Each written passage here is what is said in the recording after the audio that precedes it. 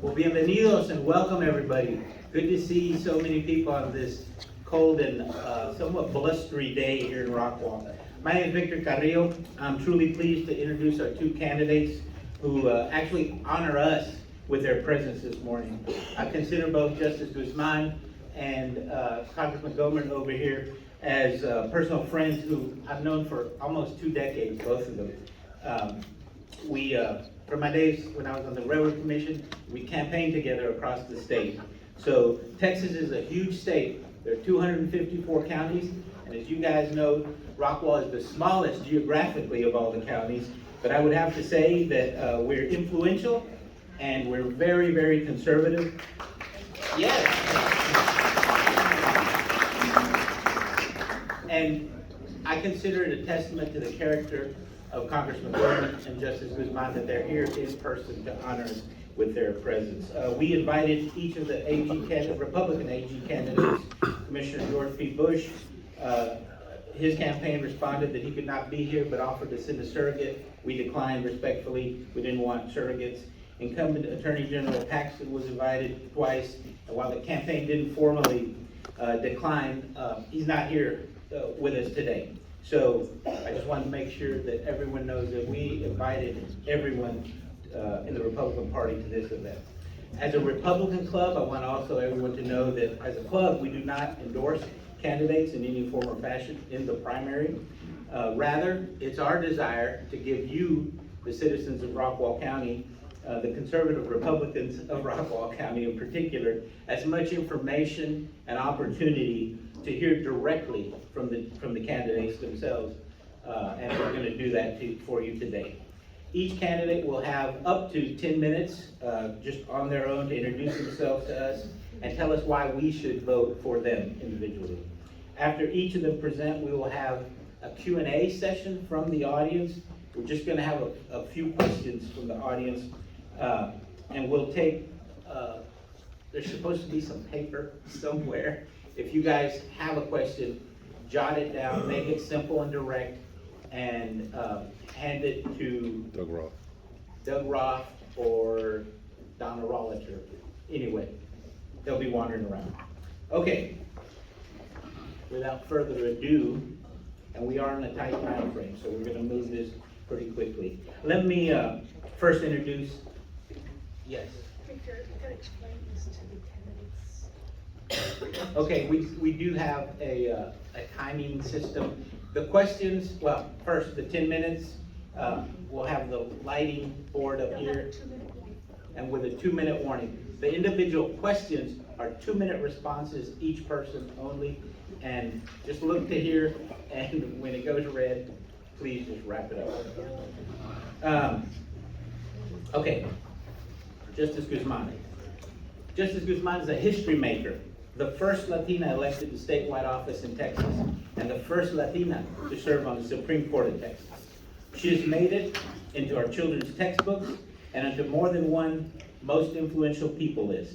She has been dubbed a true conservative, a pathfinder, a trailblazer, an outstanding Texas leader, and more. Justice Guzman holds a BBA from the University of Houston, one of my alma maters, a JD from South Texas College of Law, and an LLM from Duke Law School, where her instructors included United States Supreme Court Justices Antonin Scalia and Samuel Alito. In 2013, Justice Guzman received a rare shout out from the United States Supreme Court, calling her by name in one of its opinions. As the wife of a veteran police officer, a Texan who grew up in Houston's East End, Eva's parents, patriotic to the core, taught her the importance of faith and family. Eva has served 22 years in the judiciary, half of that time on the Texas Supreme Court. In the battle for the future of Texas, we need a warrior for justice. Eva Guzman has the know-how, the morals, the integrity we demand from our chief law enforcement officer, battle-tested and proven ready. Please join me in welcoming my friend, Justice Eva Guzman.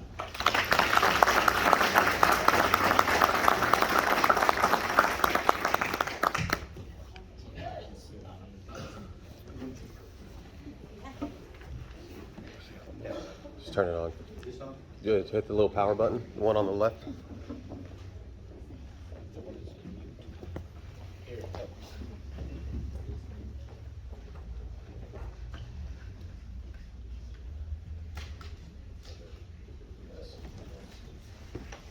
Thank you, Commissioner Carrillo. Thank you so much for the introduction, for the years of friendship. Good morning, everybody. Buenos dias. Buenos dias. No better way to start the day than in a room with committed conservatives. Amen. And I'm in the right place. It's not my first visit to Rockwall. I've had the great honor of serving you on the Supreme Court of Texas since 2009, when Governor Perry appointed me to the court. As a judge, my philosophy was pretty simple. Uphold the Constitution. That was it. And as Attorney General, I'll have the same mission, but in a different way. This summer, in June of 2010, after prayer, I made the decision to step down from a job I loved, honor of a lifetime, to step up for the state that I love. I'm a mom. I'm the wife of a police officer. I'm a 30-year lawyer. I know I look 20, but I'm a 30-year lawyer. And I'm a Texan who, like so many Texans around the state, grew tired of the current AG's lack of integrity, lack of respect, and lack of results. We can talk more about that later. Right now, I want to tell you a little bit about myself and what I bring to the table. You're hiring a lawyer. The Attorney General's office is the most important law firm in Texas. And what does it look like? There are over 4,000 employees in that office. 750 of them are attorneys. They will handle over 30,000 cases a year. That work is spread out over about 117 field offices. Their budget is $1.2 billion per biennium. It's a real job. And I know you're used to these photo ops at the border and these press conferences. There's real work to be done in the state of Texas. Lawyers need to bring experience, and that means being in the courtroom. You can't win in the courtroom if you haven't set foot in the courtroom like George P. Bush. He didn't have a law license for the last 10 years. He let it go inactive. And you can't win in the courtroom if you don't bring credibility. And you need to look at our records. What have we done? I invite you to visit my website, evaguzman.com. What have we done?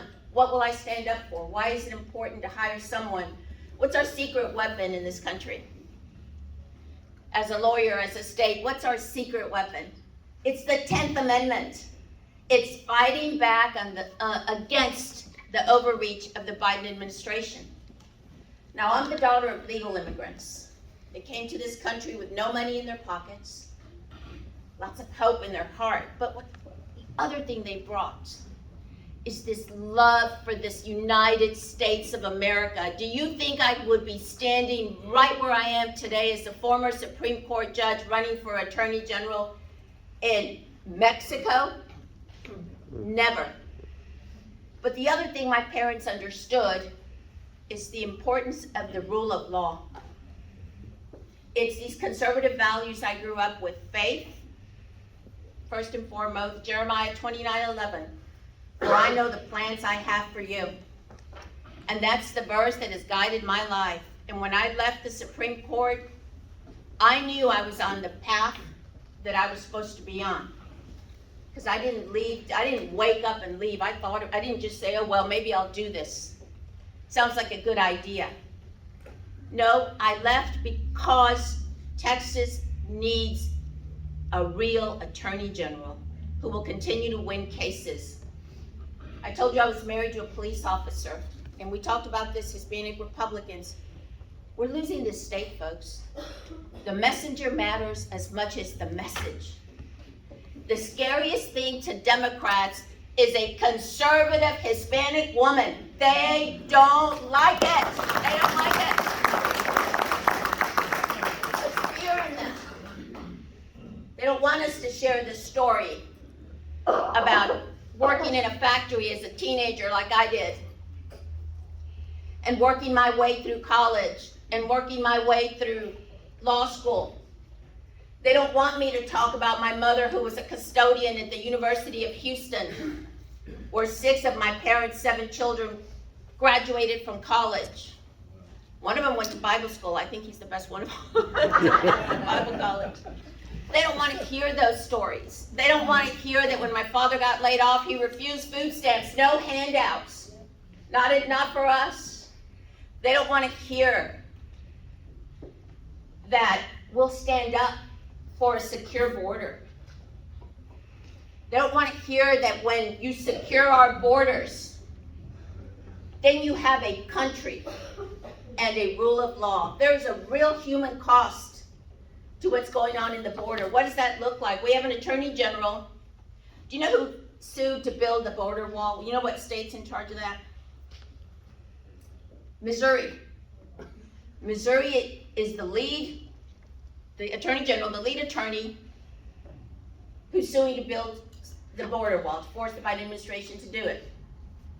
We need an attorney general who will force the Biden administration using the court system. That's what a lawyer does. They don't get up and give press conferences. They use the court system. We don't have enough judges at the border, magistrates to process the claims. So you wind up with folks being released. We need to end catch and release. We need to make the Biden administration reimburse these communities for their unfunded mandates. It's time. It's time. We need to give the Attorney General authority to prosecute felonies when DAs won't. And that's a legislative fix. You've got DAs in Harris County, which we lost. It used to be red. You've got DAs letting out 7-time felons. This summer they lined up a family, executed them. 7-time felon out on bond. It's time to bring our message into the communities. You read a lot about Hispanics and that, you know, they're waking up. It's a reawakening in America. It's a time when we want to stand together, not as Latinos and Anglos. We want to stand together for the Constitution and the United States of America. Amen. One nation under God. I grew up in a pretty conservative family. My dad was a deacon in the church, and we prayed. We shared meals together, there's 9 of us at one point around the table, and that was interesting. I always said, never bothered me to be on the Supreme Court, one of 9, you know, sitting around the table. That's okay, because I grew up that way, I was used to that. But growing up that way, the value that I also grew up with was respect for life. As Attorney General, I will fight to protect the unborn. Life begins at conception. We know our Second Amendment is under attack. Beto wants to take your guns. I'm married to a police officer. Don't ask me how many guns we have. I'll stand up for the Second Amendment. Election integrity. There's nothing more crucial to the future of this country than to secure our elections. That's right. And that means standing up against the Biden administration now failed effort to nationalize our elections. We must never let that happen. Never. Never.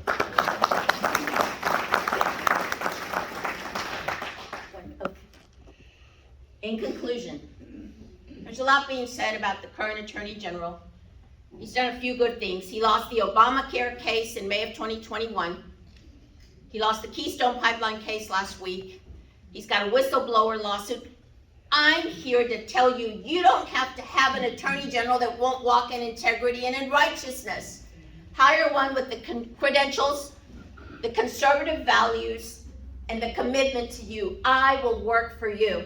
I've always understood that. It's never been about me. In my time on the Supreme Court of Texas, the highest court in Texas, it was always about upholding the Constitution and serving you, the people of Texas. You deserve better. I'm a partner at a major law firm, Chamberlain Herlica. I went to work there after I left the court. I'm not looking for a job. I'm not looking for a promotion or a stepping stone, because I think, my family name, that just somehow positions me to run for higher office. No, I'm here because I care. I thank you this morning. Can't thank you enough for the opportunity. God bless you. God bless the great state of Texas. Thank you.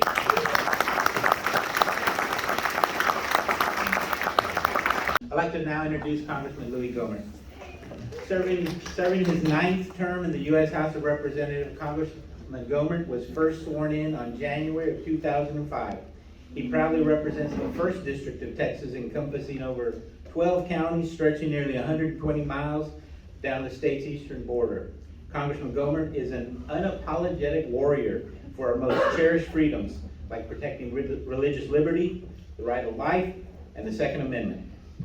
Recognized as one of the most conservative members of Congress, Louie fought to help President Trump build the wall and protect Texans from the surge of gangs, drugs, and human trafficking.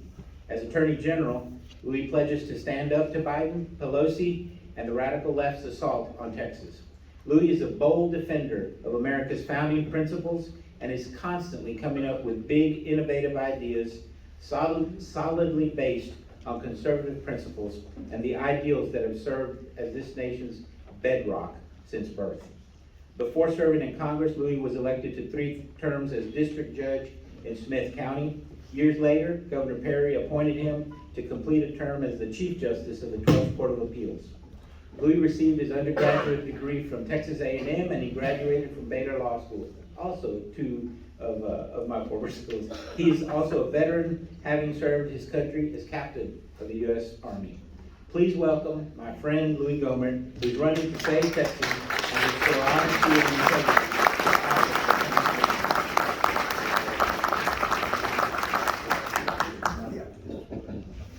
Thank you. Well, I've been looking forward to this, and being introduced by Victor was one of the reasons. He and I met, I guess, 18 years ago when we were both running for office. I was running for Congress for the first time. And anyway, if you know Victor, you love the guy. If you love America, if you hate America, then you wouldn't like him. But anyway, one of the finest people that's ever been in office here in Texas. And anyway, Eva Guzman, we're kind of doing what Victor and I did, but we weren't running against each other back then. But we see each other everywhere, and actually, it's an honor to be in your presence. And I appreciate her very much, a person of integrity. And we both saw the same need. Now, I never really wanted to run for office. I had a brilliant mother, put herself through Baylor in 2.5 years, working full-time in the registrar's office. She was brilliant, and her family lived a block from Baylor is how she was able to do it. After she got over the disappointment of my feeling like I needed to go to law school instead of medical school, then she started, and I knew she taught Sunday school her whole life, whole adult life, and she kept saying through the 80s, she's over not going to med school, and she was saying, you know what, you would be a good judge. And I went, Mother, I don't want to be a judge. I make a lot more money than judges, and some of them are really bad. I don't want to sit around and listen to those guys all day. And so anyway, a brain tumor took her back in '91, and I've been thinking about what my brilliant mom used to say. And I got a call from a district judge. I had a civil case on breach of contract. I was representing a lady around 40. I never brought this up during the campaign, but my legal assistant said, the judge is on the phone. I said, oh, is the other lawyer on there? And she said, no, it's just the judge. I said, oh, okay, it can't be about the case, otherwise the other lawyer'd have to be on there. So I said, hello, Judge, what can I do for you? He said, well, that was a mighty fine looking woman you had in my court the other day. You think she'd go out with me? And I realize some of you don't know this, but it's not appropriate for a judge to want to date people that they're gonna have a trial for shortly. And so I knew we needed a new judge. He was the first Republican elected in our county. And, you know, people said, you know, we've had good people run against him, nobody can ever beat him. I tried for 6 months then to get somebody to run. I'm going, Lord, I just let somebody good run, and no Republican would step up. And I talked to people, I tried to get them to run, nobody would. And by Thanksgiving, my wife and I both, in our quiet times separately, had a peace about it. I think this is what you're supposed to do. So I ran for a job that would pay me about 1/4 of what I made the year before I ran, but it was never about pay. It's about doing what I was supposed to do. I don't fear anybody, nobody. I don't fear dying. I fear not doing what I'm supposed to, what the Lord wants me to do. And I've had reporters ask me after I got like, now, so you felt like Congress was a calling? Did you hear voices? I wish I heard voices. You know, Louie, here's what you do. But I've never heard them, so I have to pray, I have to seek wise counsel, I have to read scripture, and then try to ferret out what it is I'm supposed to do. After I had COVID 1.5 years ago, a reporter from New York said, that must have been really scary. I understood you drove home. How long was that? About 21 hours. Wow, not knowing whether you're going to live or die. I'm going, well, no. I mean, I'm a Christian, and to live is Christ, to die is gain. Well, what did you do all that time? Well, I listened to a couple of books, and I sang a lot because nobody was in the car to object. And I had a very enjoyable trip, but you didn't know. They don't get it. But here in Texas, it's all on the line. And I felt strongly and still feel strongly, if we do not have a Republican as Attorney General that is a person of integrity, that's going to be a fighter and knows how to fight, and for the NSA and for Merrick Garland, when I say fight, I'm talking about legally in court. I do, because they keep trying to say, he's stirring up violence. No, I constantly say the best way to accomplish things is the way Dr. King said, peaceful protest. It's what Jesus talked about. That's the way to get things accomplished. But for those of us that are trained, you can go to court and fight. You can fight in the legislature. And I've been asked again today, but why'd you leave Congress? I mean, well, I'll finish this year, but I had to make a choice. And as I look back, I mean, AG was never on my radar, but as I look back, man, being in the Army for 4 years on active duty, having been assistant DA for 3 counties, being a civil litigator. I mean, I took on the biggest corporation. It's not from America, but I took them on in a federal district court, and I know how to fight in the courtroom. In fact, my client said, oh my gosh, they've got the best expert in the entire world in this field. And he was from London.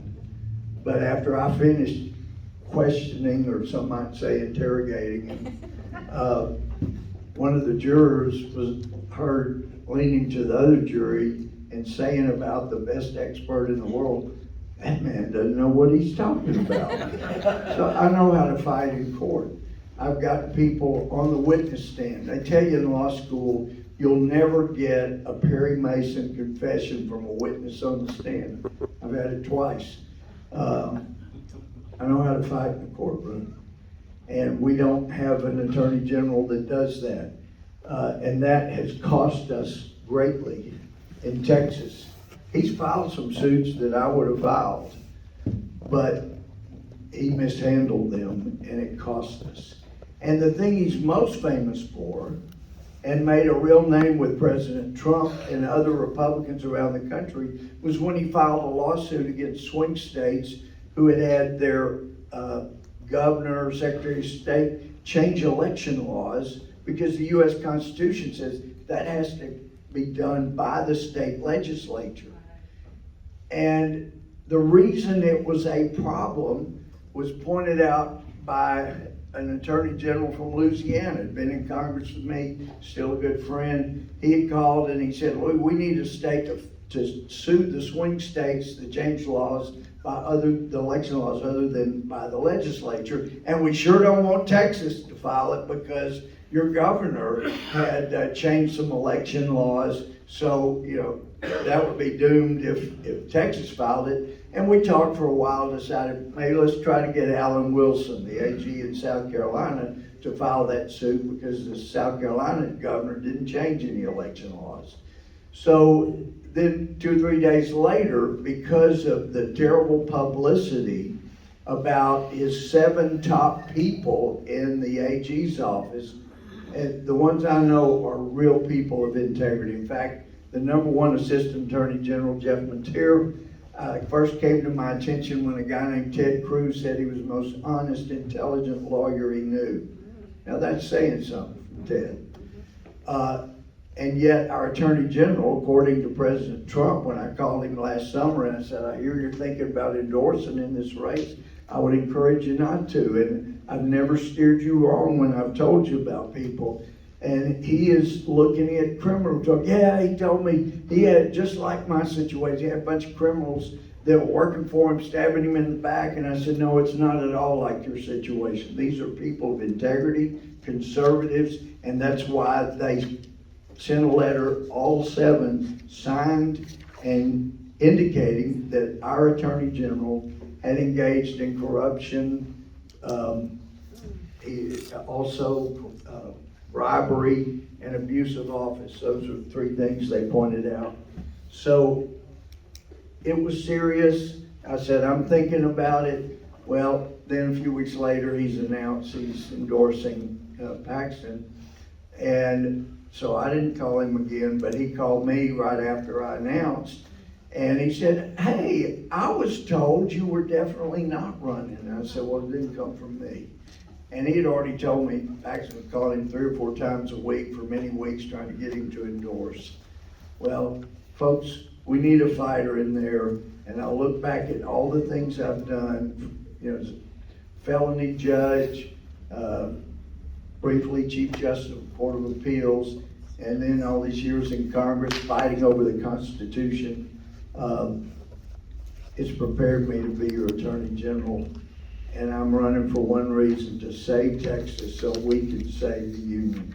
Thank you very much. The Q&A portion, there's 3 of us who are going to moderate. It'll be me, our City Councilman Clarence George, Joe Medina, candidate for mayor of Dallas. So we have, I think, 6 or 7 predetermined questions. And as I mentioned before, if you have a question that you'd like to ask, write it down, and Roth, Donna Rollater will be wandering around. We'll pick them up and then vet those questions, and we may have 2 or 3 more questions. Each candidate will alternately answer the questions, and the responses are 2 minutes each, okay? With a 30-second warning. Okay. So, without further ado, let's begin with the first question. Who goes first? Who goes first? Oh, Congressman, you go first. I'm fine. Yeah. Okay. Yeah. Here's the first question.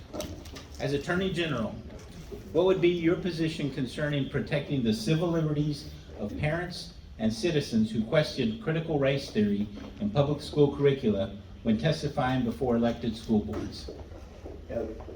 Parents have not only a right but an obligation to go before the school boards and make sure their kids are getting proper education. For Merrick Garland to target parents as domestic terrorists is unconstitutional, and as Attorney General, I would have to stop him from targeting parents that are doing what parents should do. The only kind of place where parents should not go before the school board was in the places like the old Soviet Union. But so I would be out there getting injunctions, going after the Department of Justice if they chose to target parents. And one of the things, and I didn't get to it, but securing the border is one of the big reasons also I ran. Securing elections, securing the border. And people have tried to say, oh, you must be anti-Hispanic because you want to secure the border. No, the most compassionate thing we could do would be secure the border, dry up the money to the drug cartels, and then Mexico. There's no reason that Mexico should not be one of the top 10 economies in the world, except for the drug cartels. They got a great location, they got great hardworking people, and generally a belief in God, and also a devotion to family and a hard work ethic. Those are the three things that made America great. And we need that kind of thinking in America. We need more of it, but it needs to come legally. So those are things that I would be fighting for. But protecting parents, that's one of my bucket list things as Attorney General. So, critical race theory, that poses one of the most imminent dangers to the future of our state and the future of our country. That is the principle that because you look at me, I'm a brown-skinned Latina, but I'm an American first. I bleed red, white, and blue. I just need you to know that. That because of who I am, Louie should somehow feel, Congressman, should somehow feel guilty for whatever decisions I make. We must fight CRT as a state in our school board meetings, in our civic meetings, with our neighbors. Don't let our voices be silenced. What can an attorney general do? There's a statute on the books that I'm looking at.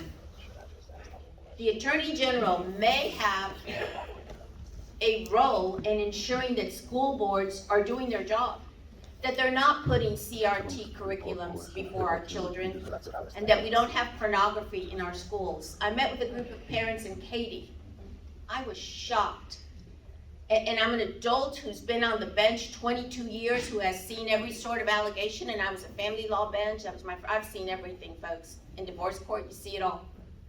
I was shocked by what's in front of our children. It is straight up pornography.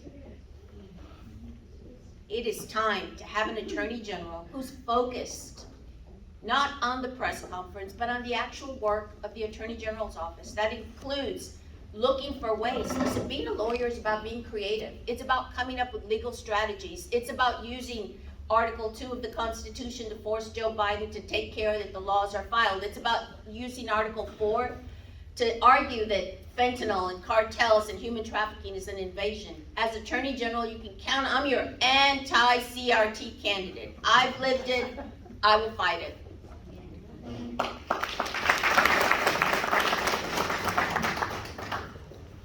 Good morning. Thank you so much for coming out this day. Please summarize your top 3 priorities that you will tackle within your first 100 days in office. Well, first of all, would be, it's already started, and that is getting election laws fixed so that the Attorney General, and we've got such a problem on our Court of Criminal Appeals, it may require getting some of those people unelected so we can get smart thinking people on there that understand it's okay for the executive branch to prosecute. The ridiculous opinion came out recently. So we got to get that done. And actually, Eva mentioned it earlier about we have got to fix the law so the Attorney General can go after the corruption, can prosecute it, because it's not being pursued in the big cities, and it's got to be. We've got to be pursuing that. Securing elections, if we don't do that, in fact, if we haven't done that by 2024, I don't expect to run for anything after that. It's time to just come home and shore things up for my family because a lot of evil's coming. So that is a priority. And then securing the border. There's so much more that could have been done. It's not enough to have people troopers and National Guard on the border that just point the direction over toward the Border Patrol. We ought to be preventing people from coming into this country, coming into Texas illegally. And I know what the Supreme Court said in the Arizona case, but they were not anticipating we would have an administration that would encourage people to come in illegally. That's gotta stop. You cannot keep a republic doing that. And then also, there are a number of priorities, but one of them would be protecting parents, protecting individuals, protecting gun rights from abuses by the federal government. We're gonna be protecting people's rights. We're gonna be protecting parents' rights, and we're going to be going after any entity that tries to mandate things for Texans. Shouldn't happen anywhere, but it definitely won't happen with me as Attorney General.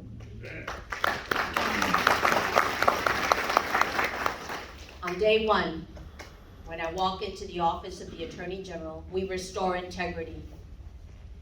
That is critical to our success as I fight for your constitutional protections, the overreach, fighting the overreach of the federal government. On day two, I rebuild the staff. Congressman Gohmert mentioned that 7 of the top staff, best lawyers in the country, went to the FBI and said our boss, Ken Paxton, has abused his office. It rises to bribery and fraud. On day 2, I restore the staff. And on day 3, I sue Joe Biden. Amen. I sue Joe Biden. And what do I mean by that?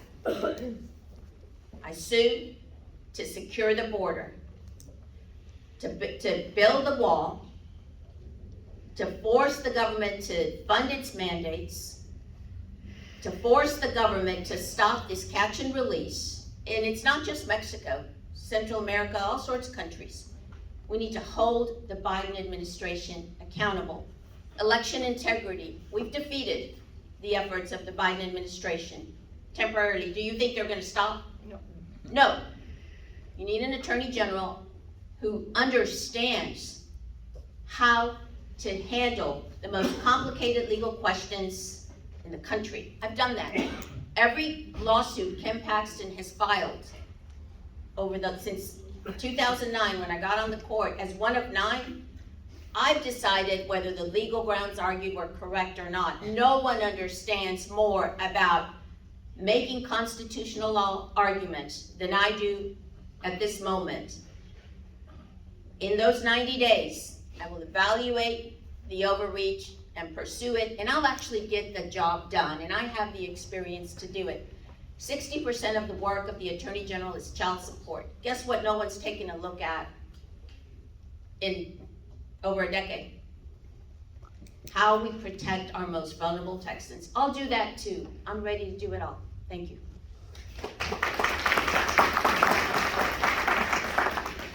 Thank you. Good morning to you both. This is a 3-part question. If you need me to go back and just kind of read one of the questions, please ask.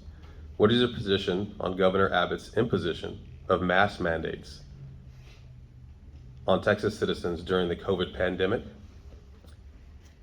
Do you think COVID-19 related mandates from the governor's office, like shutting down Texas businesses such as churches, restaurants, bars, hair salons, and health clubs, are constitutional? And what do you believe is the limit of a governor's authority to issue mandates? And the last part is, what is your proposed solution for a Texas governor's overreach? Thank you. I don't think the mandates like we got in April of 2020 were appropriate or within the power of the governor, as one of the Supreme Court justices has said. Just because there's an emergency doesn't mean you throw out the Constitution. Amen. It's still there. It's got to be enforced. And frankly, I know our Governor Greg Abbott, and I like him. He and I got elected to be district judges at the same time in 1992. So we went to the judges' orientation for, it goes 2 or 3 weeks, but and I liked him. But as soon as, if I were AG, as soon as I heard that he were contemplating mandates, I would have gone to him quietly and said, look, you don't want to do this. This is not constitutional. You can't tell people they can go to the liquor store, but they can't go pray and beg God's mercy for the country. You just can't do that. And so why don't you let me help you as the state's attorney to come up with a constitutional approach to this, and then that way I don't have to go to court and try to get an injunction to stop you.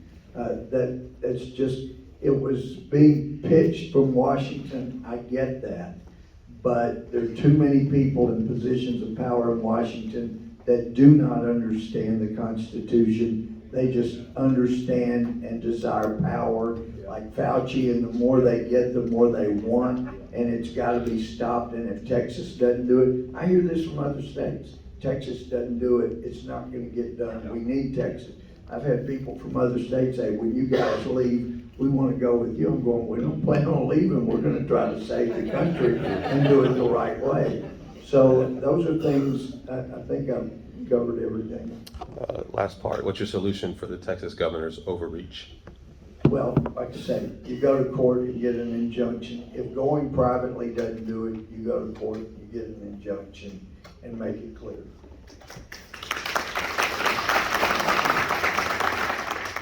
Leaders lead. We faced a pandemic we've not seen in 100 years. We now know masks don't work. Right. They just don't. We now know shutdowns are the worst thing we could do to our neighbors. I was up in the hill country and I had a woman, it's a restaurant I visit, and she said, Eva, this has devastated us. We know we must never shut down this country again. We've learned that. Vaccine mandates. We know the United States Supreme Court just 2 days ago said the OSHA mandate is unconstitutional. Unconstitutional as to private employers. As Attorney General, I would fight anything that forces you to make a decision, to allow the government to make the decision for you. I will stand for freedom. No vaccine mandates, no mask mandates. They don't work. We know that. I have a staffer who went to New York and brought back COVID. One of the states that insist on, not her, one of the states that insist on masks. We know they don't work. The Texas Disaster Declaration Act, we need the legislature to come back and decide for you, they work for you, the limits on that power. It's an open question. But what you will get from me as Attorney General is a fighter. Someone who will stand up for you. I'm here because of freedom. I'm here because nobody told me you can't do this, and even if they had, I'd keep fighting. I think you can see that. I will never allow anyone to close our churches, close our businesses, and make you wear a mask. You have my word, and I will stand by it. Keep the mic. I wanted to switch you want to switch it around? yeah. Okay. So here's the next question. First, a statement. Human trafficking is a form of modern slavery.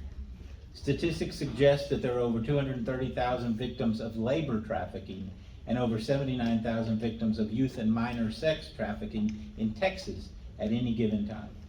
The current AG has a program dedicated to addressing this issue, but how do you propose to better address the growing human trafficking problem in Texas? By securing the border, by actually doing the job. We know most of the human trafficking takes place because of the lawlessness at the border. I have friends that have property at the border. They have trees, they call them rape trees, where they place the undergarments of these children and women that are being victimized by Joe Biden's lawlessness. You stop human trafficking by taking charge, by securing the border. And the other thing is, there's a law on the books right now that allows the Attorney General to come into a community and shut down these stash houses and these drug houses. We have an Attorney General who doesn't even know that law's on the books. When I was at the Supreme Court of Texas, I was a leader in many respects. I'm the only candidate running who has been awarded the Texas Leadership Hall of Fame. I'm in that Hall of Fame with Greg Abbott, Rick Perry, and lots of conservatives. Ben Shepherd, it's named after him, former Attorney General. I'm known for leadership. We need real leadership around this issue. We need someone who will actually do the job on the Supreme Court of Texas, on the commission that I ran. I actually started a program designed to keep our kids in the, it's trafficked kids in the foster care system. Many of them run away from these placements and they wind up being trafficked. We need champions for the rule of law. We need a strong leader who will do more than get on Fox News and give these press conferences. We need a leader who will say human trafficking takes a toll on every system, institution in our state. And I'm gonna stand up and I'm gonna use the Constitution and the courts. An attorney general is a lawyer, don't forget that. You're a lawyer. Your job is to enforce the law, and I'll do that. Thank you for that question.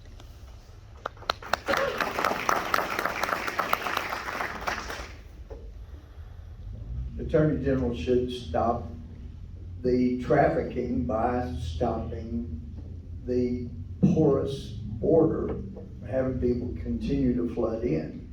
And again, people say, well, you're not compassionate. We got groups that are compassionate.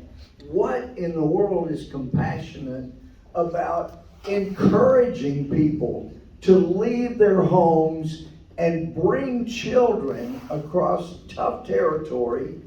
And as Eva said, that there's a good chance, if they're female, especially young, that they'll be raped multiple times. How is that compassionate?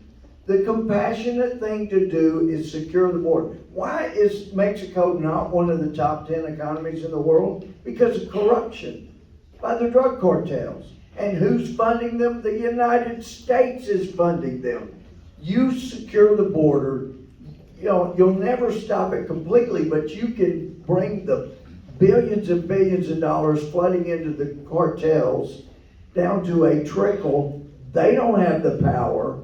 And with the great location Mexico has between two continents and two oceans, the hardworking people they've got, the natural resources they've got, life will dramatically improve there. It just will. And that's the compassionate approach. And I'm tired of being told by religious groups, oh, well, you just don't understand, you don't care. No, I know you're taking care of individual needs down there, but it's time to help Mexico and Central America reach their real potential. And an attorney general that's doing his job for Texas can make that happen. And that's what I would do.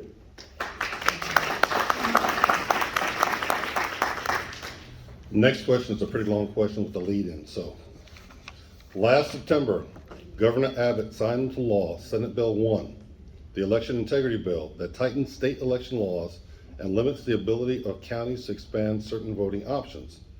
Several new outlets, including the Texas Tribune, have reported this week that significant percentages of mail-in ballot applications for the upcoming election are